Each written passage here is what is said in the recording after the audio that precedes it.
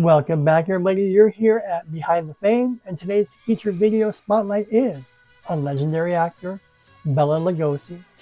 Join us as we celebrate his life and career. Bela Lugosi was born 1882 and was a Hungarian-American actor best known for defining the role of Count Dracula on stage and Universal's 1931 film, becoming one of the classic horror cinema's iconic figures. Born Bela Ferenc Dezo Blasco in Lugos in the Kingdom of Hungary, he left school at age 12, worked manual jobs, then began acting on the provincial stage in 1902, and later with the National Theatre in Budapest. He appeared in over 170 stage productions and several Hungarian silent films, served as an infantry officer in World War I, and fled Hungary for Germany after participating in leftist union and revolutionary activities in 1919. In Weimar, Germany, he acted in numerous silent films before emigrating to the United States via New Orleans in 1920, eventually joining Hungarian language theater and then Broadway in New York. Lugosi first played Count Dracula in the successful 1927 Broadway adaptation of Bram Stoker's novel, then moved to Hollywood and campaigned hard to repeat the role in Universal's 1931 sound film, accepting a relatively low salary.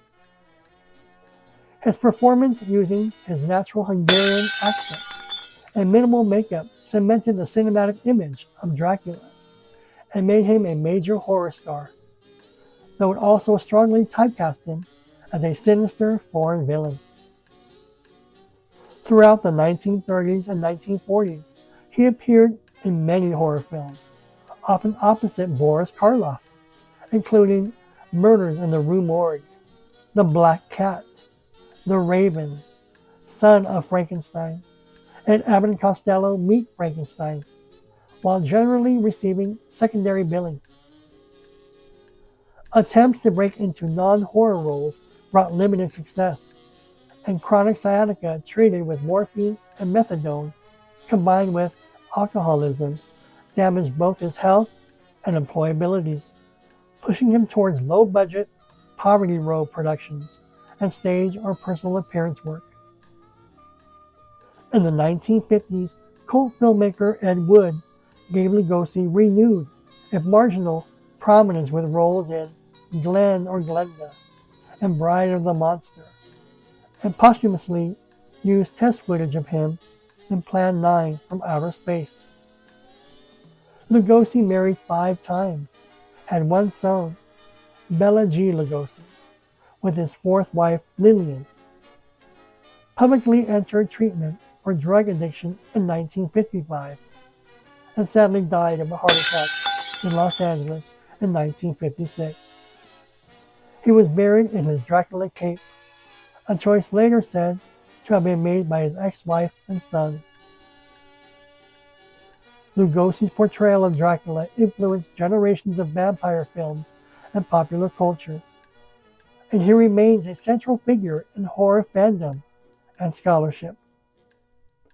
A later California Supreme Court case over licensing his image helped shape U.S. law on post-mortem publicity rights, underscoring his enduring commercial and cultural value. That was the life and career of actor Bela Lugosi. We all know Bela Lugosi is Dracula. There was no other Dracula. Now, some people would say Christopher Lee was a better Dracula. Growing up as a kid, I prefer Christopher Lee because those films were in color. So you can see the blood and the stake through the heart, and then the blood trickling from the mouth. And I was a little kid when Christopher Plummer's Dracula came out. The Hammer series, whatever you call it. Anyways, I forget. But there was 2 competing Draculas. The Bela Lugosi camp and the Christopher Lee camp. I was always a fan of the Christopher Lee camp. Not for the acting, but because it was in color. But looking back, As a kid, the original Dracula, Bela Lugosi, it scared you. It scared me. It was black and white. Back then, you had 3 TV stations, the 3 networks, and then you had that one channel that either had PBS or just played black and white movies. And it was on weekends, on either Friday nights or Sunday mornings, you would see the horror films that would come out, the monster films. And when Dracula came out, we'd always watch it with the lights out and just turn off the volume on the little TV sets, right? The TVs in the portable, in the wood casings, the wood furniture, right? Everybody had TV in wood consoles. I just remember, what were they, 18-inch TVs, 12-inch TVs? Who remembers? But anyways, Bela Lugosi is the epitome of Dracula. Fine actor. Too bad that he was typecast. That's the sad thing, you know. You're good at what you do. You take away the makeup. Oh, look. And it's a curse or a blessing. And through time, you can use it to your advantage. But I guess when you're looking for work and they just see you as Dracula and the Dracula market dried up, they pass you around to play poverty roles, as they called it. All right, so that was just a brief, quick glimpse of the life and career of Bela Lugosi.